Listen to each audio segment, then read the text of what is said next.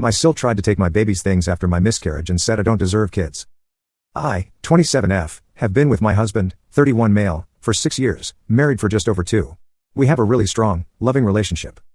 I met him through his younger brother Mark, 28 male, who I've known since I was around 17. Back then, Mark was in a dramatic, on and off relationship with Sarah, now his wife.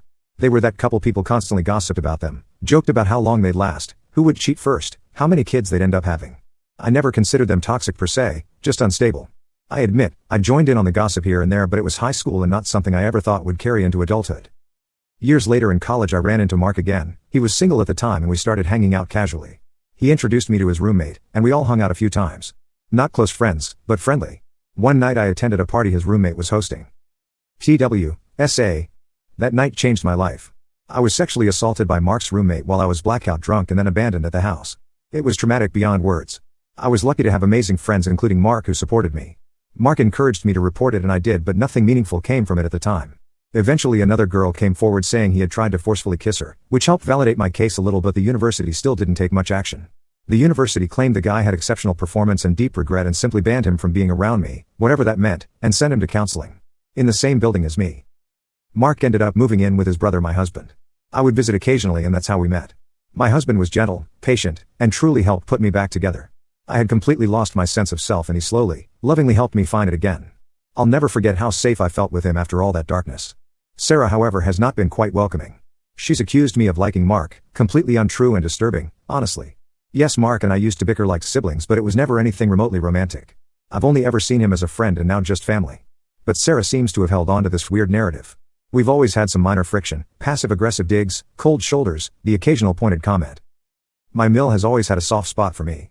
She's openly said how much she appreciates me. She was thrilled when we got married. Sarah, on the other hand, didn't hide her jealousy. She even made snide remarks about how I locked him down so quickly. We dated for about 4 years before marrying. She and Mark were together on and off for nearly a decade before tying the knot. A few months ago I had a miscarriage. It crushed me. I didn't know a heart could break that way. And during that time she brought up my abortion while I was grieving my miscarriage. A few months into our relationship I had an abortion. I was suicidal, emotionally wrecked, and in absolutely no place to carry a pregnancy. It was not a decision I took lightly, but it was necessary. My husband supported me completely. I don't know what she exactly said as she was outside my room, but I could hear snippets and it wasn't very positive. It was cruel and I mentioned it to my husband who defended me and told her off, but I have maintained distance since. Fast forward to a few weeks ago. Sarah is pregnant and we were genuinely happy for them. We showed up for her baby shower with gifts, but I was quietly emotional because it reminded me of the baby shower I never got to have. I wasn't jealous, just a little heartbroken. I smiled through it, but being surrounded by everything I lost brought a lot of quiet pain. But Sarah pulled me aside at her shower and accused me of being jealous and of trying to steal her moment. I stayed calm, tried to explain that I was just a bit emotional, but when she wouldn't listen I put on a happy face since I didn't want to ruin the day. Later when my Mill comforted me, after noticing I was off, Sarah again accused me, this time louder, of trying to make the day about myself. I didn't say anything, but my husband saw it all and decided we should leave early for the sake of my mental health since the miscarriage was recent and we were still grieving. We stayed until nearly everyone had left and then quietly slipped out. Later that night Sarah called me crying, saying I ruined her day. I kept calm, didn't want to stress her out since she's pregnant. After also I told her gently to focus on herself and not on petty drama. She got offended at the word petty and said I was disregarding her feelings. I was exhausted and just wanted to sleep, so I apologized just to end the conversation. Then a few days later she showed up at our house. I thought she was going to continue the argument, but it was worse. She asked for the baby blanket and crib that my Mill gave me during my pregnancy, the ones I never got to use. I was completely shocked. That stuff is in a nursery we haven't touched since the miscarriage. These were items that were deeply personal. They were part of the joy I had during that pregnancy. After the miscarriage we put everything in a nursery that we haven't touched since. It's painful for both me and my husband to even walk past that room. It's half finished, full of items from that time. Neither of us have had the emotional strength to go in there, let alone pack things away. I was stunned. I told her that my husband wasn't home and I'd have to talk to him. That was a lie. I had no intention of giving her those things, ever, but I was panicking. We'd never interacted one-on-one like that before. There was always my husband or in-laws around. I didn't know if she might just take the things while I stood there. She's pregnant, so I couldn't physically stop her and I wouldn't risk hurting her. So I said what I had to say to de-escalate. She insisted that my husband would understand and that my Mill was okay with it. That stung. I just repeated that we'd talk and get back to her. Eventually she left, saying she'd come back when my husband was around. When he came home and I told him, he was furious. He called his mom and told her to give Sarah something else, anything else from Mark's childhood, but the things meant for our baby were not hers to take. My Mill said she had no idea Sarah had even come over. My husband then told Mark, who had a talk with Sarah. Instead of any kind of apology or understanding, she doubled down and started throwing the same accusations she's always thrown about me being jealous, about me hating her. I don't remember the whole conversation because it was the same old script. Until she said something that broke me. She said I didn't deserve the baby stuff because I wasn't pregnant and was just wasting it. When I argued back and told her how hurtful that was, she responded, "I'm glad you don't have kids because you'd probably be stingy and territorial with them too." I was stunned. I couldn't breathe. I don't think I've ever heard anything more cruel in my life. My husband immediately told them both to get out. He shouted, which I don't blame him for. That's when Mark got pissed and said, "You can't talk to my wife like that." And my husband responded, "She has no business being in our house if she's going to act like this." Some back and forth happened. Mark called me a bitch. Which hit me hard. It hurt more than I expected, from someone who once supported me through one of the worst moments of my life. It felt like a betrayal of everything. My husband then punched Mark and kicked them out. After they left, I didn't have the emotional bandwidth to do anything else. I cried the whole day. It felt like all the progress I'd made in coping with the loss of our baby was gone. My husband was equally devastated, not just by what they said to me, but by what his own brother had become, which I hadn't noticed until that very moment. We've decided to cut ties with them. We told my mill to handle things going forward.